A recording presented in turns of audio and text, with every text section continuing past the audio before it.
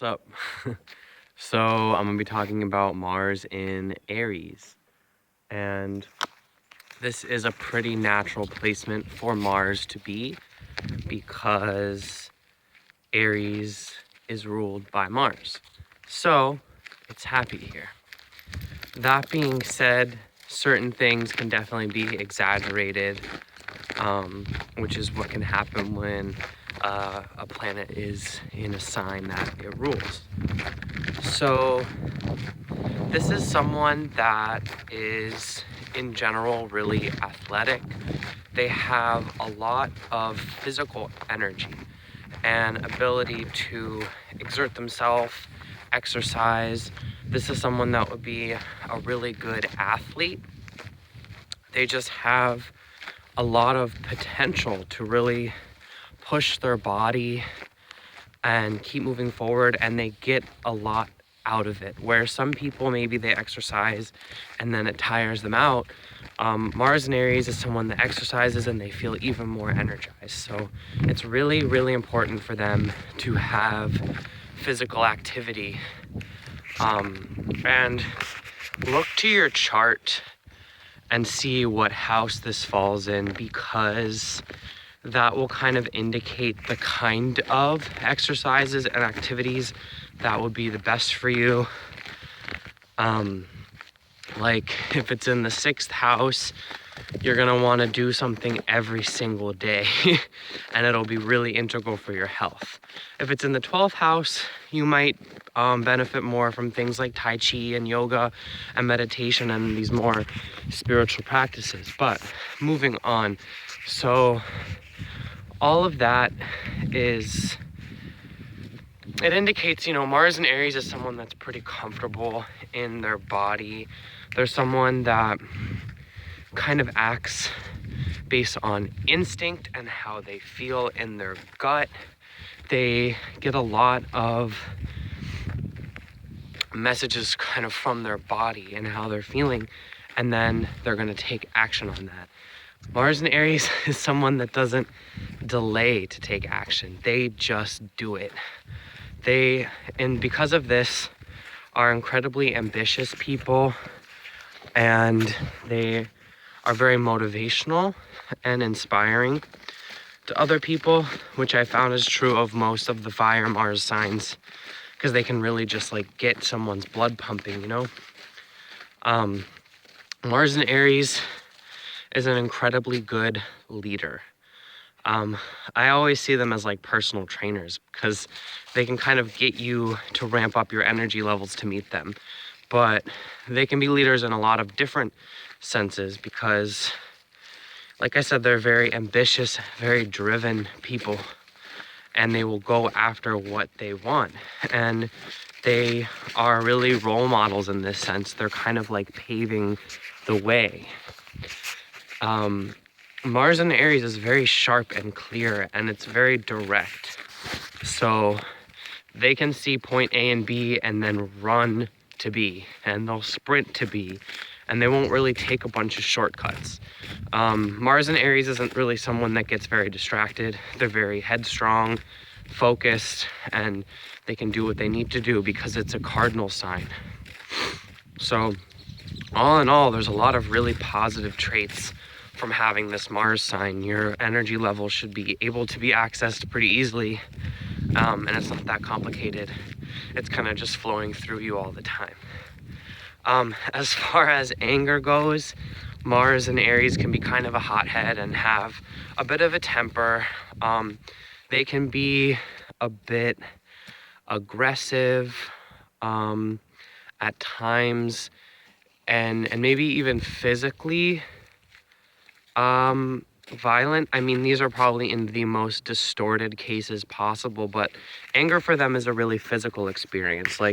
When Mars in Aries gets mad, they're going to feel it in their body. They're going to get red hot. They're going to get a tension headache. They might clench their fists. They might scream and yell and all this kind of stuff and puff up and get really, domineering.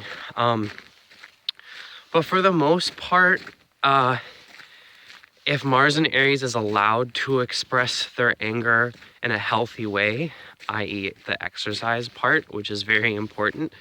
Like if you get mad, just go for a run, or, you know, go to boxing if it's really that bad and you have all of that excess Mars going on. You definitely need to do something to control it. Otherwise, you're probably going to take it out on other people and yourself. There's just a lot. It's a lot of really fire and passionate, and Aries is the warrior and the soldier. So if you're not getting that out constructively, then it can definitely take a toll on, you know, other aspects of your life. But like I said, if you can get it out in a healthy way, or even if you know, huff and puff and maybe throw a vase or something like that, you typically get over things pretty quickly. I find that to be true with Fire Mars also, is they kind of blow up and then move on. It's not like Mars and Scorpio or something, or Water Mars that can kind of just dwell and hold grudges. Like Mars and Aries is going to get over it once they have what they need to say out of the way. Typically they're very honest and blunt about it, and they don't really get angry that often, except like I said, they're kind of pent up, and it's just they get really irritated and frustrated. It's not like specific actions taken against them would make them really that mad. They're just in a general state of being a little bit off balance. Something that does get Aries and Mars a little bit angry or frustrated is this is a very competitive sign. They want to be first, they want to win.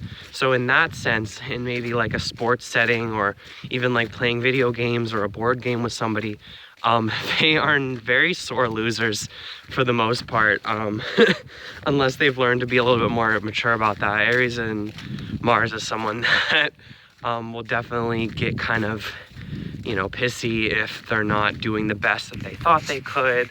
You know, maybe they died a million times in a video game and they would just kind of slam the remote down, or, you know, they're losing in chess and they just kind of throw the whole chessboard, or, yeah, you know, like they mess up in sports and just get really, really angry. That's the kind of anger in a competitive setting that you're more likely to see from someone like this. They can also have anger if they feel like they aren't doing well enough. This is similar with Leo Mars, where like they can get really frustrated with themselves if they're not achieving what they've set out to do, and they'll just kind of beat themselves up until they do better. But it can be motivational at times, so that's not the worst thing. In terms of sex, Mars in Aries is very raw and very passionate, very animalistic. They tend to be attracted to people that are also pretty athletic and physically active, that have like healthy, fit, toned bodies, maybe someone with a bit more musculature. They definitely are attracted to that physical essence of somebody. They want to be able to like exercise with their partner, or even compete with their partner. Like that's really going to turn them on. If someone runs a little bit faster than them and they have to catch up, that's going to set something off for them, you know? They are pretty direct and forward about a lot of things. And so sex is typically not something that they struggle with. In terms of like, they're probably pretty good at it. They probably have a lot of stamina, and it's another physical activity. So it gets them really energized and they really love it. So this is a sign that's probably more open to sex and exploring that kind of thing and doing it a lot more often. They probably have a pretty high sex drive, especially if they're not exercising as much as they should. They'll probably get a lot of it out that way. They might be someone who enjoys maybe some BDSM or being a little bit angry in sex. Like it's very, very passionate and animalistic to them. But for the most part, of course, everyone's life is different. Mars and Aries is just pretty straightforward with that. They kind of go after who they want. They're attracted on a very base root chakra level to other people. Like they don't really get emotions or their mind involved. This is just speaking from your Mars, you know. Obviously you meet the Venus, Mercury, Moon, it all comes into play. But yeah, if an Aries Mars is attracted to you, you will absolutely know that. They will make it pretty obvious. And they could definitely get a little bit angry if they get rejected.